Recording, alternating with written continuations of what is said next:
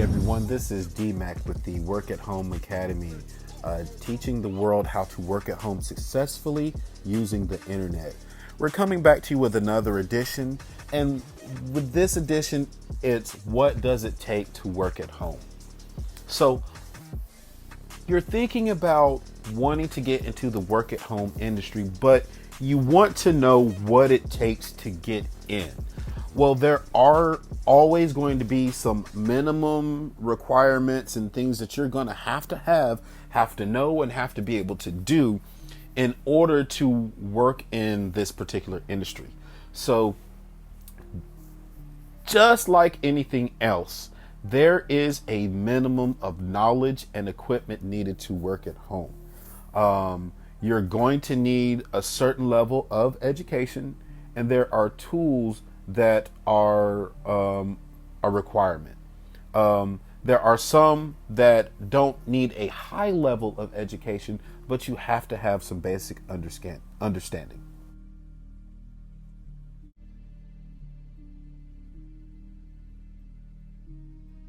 Education and tools are not the only requirement. Things like patience, maturity, perseverance, discipline, and the ability to be coached are all required, but not physically acquired.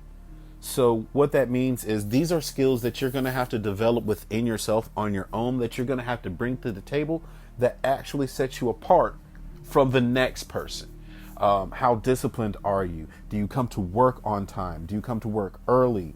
Do you have good metrics? Do you study? Do you know what it takes to get ahead? Do you do what it takes to get ahead? Do you study your product and your services so that you are able to help your customers, whatever it is, do whatever it is that they need to do? So whatever industry it is that you're wanting to look into, whether you want to be call center, whether you want to be sales on the phone, take chat and email, whether you want to be an entrepreneur and start your own business, whether you want to be a YouTuber, whether you want to be a driver, whatever it is, you're going to have some sort of discipline. You're going to have patience with customers. You're going to have some maturity to be the bigger person, because there's an old statement that goes, the customer's always right. I don't really believe in that, because that's a false narrative. The customer is not always right. However, the customer is the customer, and they always need to be satisfied. The customer always needs to be satisfied. So whether you do a good job or a bad job, your requirement is to satisfy that customer. So you have a customer, they paid you money. You either need to satisfy them by doing what you said you were going to do in order to get that money, or you need to satisfy them by providing a refund and making it up to them using your customer service skills. So hopefully we won't have to worry about having to do anything like refunds or having to use our customer service in order to be dependent on apologizing to customers. It happens. Even when you work for other companies, you have to know how to service these customers, because you want to be able to build a relationship with them, and having a certain amount of emotional maturity and patience and perseverance when dealing with issues that are not your own, or issues that sometimes may seem beneath you. It is a skill quality that a lot of people overlook. So please make sure that you are ready for anything that you would do in a regular job. You need to be prepared to do almost double in a work at home job. Okay? Because you have more freedom. You're sitting at home in your house working for a Fortune 500 company. They have to be able to trust you. They have to be able to depend on your skill in order to help that customer achieve the goal of buying their product or service. If you're doing this on your own with your own product and service, you have way more invested in making sure that your customers are satisfied. So this is a skill that you're definitely going to have in abundance. Now, a lot of minimum requirements are going to be something physical, like you're going to need a computer, you're going to need a tablet, you're going to need a cell phone, you're going to need an electronic device that is going to allow you to interface with the internet, your clients, and customers. So the internet is just your means of communication. It's your connection. Your clients are the people that are paying you for services, and customers are the people who are paying you for products. So clients are going to be people that, if you're an entrepreneur, that you're going to bring in, that are going to say, hey, I need you to do this specific job for me, and I need you to reach these amount of people to do this job.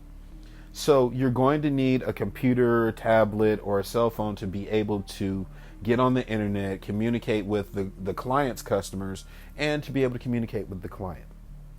If you're an entrepreneur, you have your own product, then you're going to need to have a computer, a cell phone, or a tablet to be able to reach out and talk to your customers. You need to be able to create your message and market that to your particular niche or niche, and then you want to be able to go ahead and engage them through your particular devices. Computers can be Windows or Mac. Generally, if you're trying to work for another company.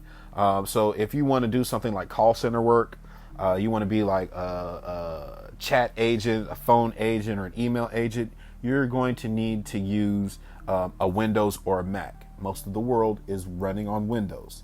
Mac is coming back, but it's not predominant in the work at home space unless you're working at home doing your separate independent thing. A lot of people are running on Windows, but please make sure that when we get to that point that you make sure you check all of your descriptions before you engage in a job. You're going to need a tablet. Tablets are iOS based, meaning Apple, and then there's Android, meaning like the rest of the world. So if you have a tablet, you're definitely going to be able to be mobile when it comes to doing some of these jobs. Also with cell phones, you got iOS basically meaning Apple, and Android basically meaning everything else. So just like computers, Mac and Windows, that's the whole battle with all of the whole other device categories. And then you have some systems that are Linux and Unix based. Honestly, they're not predominant in the work at home field, but you can make it work if you can by, like I said, independent contracting or doing something else. But if you're looking to get into the mainstream, like call center work and stuff like that, and being able to work for, other companies in the mainstream arena, you're going to want to stick with Windows, Mac, iOS, and Android. Now, there are some educational requirements, and honestly, it's shouldn't be a big thing. There are some opportunities that allow you to start kind of young, but generally, the most of the opportunities are going to need either a high school diploma or a GED. If you graduated from high school, great. If you didn't, or if you're looking to leave high school early, go ahead and get your GED, your general education diploma, and you can start working once you get that. Now, a lot of the jobs are going to require you to be 18 years of age or older. However, let's say you're 16, you decided to become independent, whatever happens in your life, or maybe you happen to be a ward of the state and you're in high school, you're advanced, you want to get out, you may be able to do some independent contracting jobs as long as you're able to get somebody to help you find clients that you trust of a legal capacity. Now, this is something that you don't have to just do as a young person. You can do this at any age. Find someone that you trust of a legal or financial capacity and help them, or let them help you run your business. You pay them, because you're getting paid. They're providing a service to you. And then you can understand how the independent contracting field works by helping others provide services. You provide a service, somebody else provides a service, you pass that message along. So, but back to the education, a lot of it you're going to need a high school diploma and a GED. Some you may have to have a bachelor's degree or an advanced degree, but honestly, the basic call center work, the basic work at home opportunity is only going to require a GED or a high school diploma. Now, there are going to be a couple of resources outside of education and computers and things that you're going to need. You're going to need, for most of these companies, you're going to need a wired internet connection. The wired internet connection is going to be the most secure so that you're able to protect client and customer data, even your own data, even your own security, so that you don't want to be backtraced and having people, finding you talking about, oh, this company didn't do this for me, I need you to do this. And you're just, contracted to work with them. You have off hours too. You don't need to be working 24 hours a day.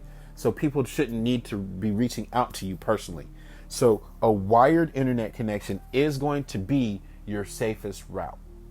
Now, there are opportunities that allow you to work from your phone or from a laptop in remote areas, and it's going to require a Wi-Fi connection or cellular data. Those are also getting better at security. You may need to purchase some sort of attachment or have like your carrier or internet service provider provide you with like a VPN, which could provide you an extra level of security. So what we want you to do is be safe out there so that while you're making all this money, again, you don't have to worry about unnecessary people reaching out to you for things that are trivial or that, could be harmful. There are hackers out there, but you don't really have to worry about that. Also, you want to have productivity apps like Word, Excel. You want to have Pages or Numbers. You want to have Keynote or PowerPoint, something to that effect that will allow you to be productive, to take documents, to do presentations, to create spreadsheets so that you can save your information. It is one thing to be able to work, but it's another thing to be able to track your progress. You want to be able to track your own metrics if you have them. You want to be able to track your own income, definitely. Track your hours, track your performance, and understand what areas of your community you're able to work in based on certain types of jobs that you want to do. So if your thing is to work at home and you want to make a whole lot of money, or even if you want to make a little bit of money, there are going to be some minimum requirements that you're going to have to overcome. So I hope that this video was able to help you. I do thank you for taking the time to listen to me. And as always, the Work at Home Academy is here to help you succeed. Once again, my name is DMAC. Reach out to me if there's anything else that I can help you do to achieve that work at home life and income that you want. Have a great day.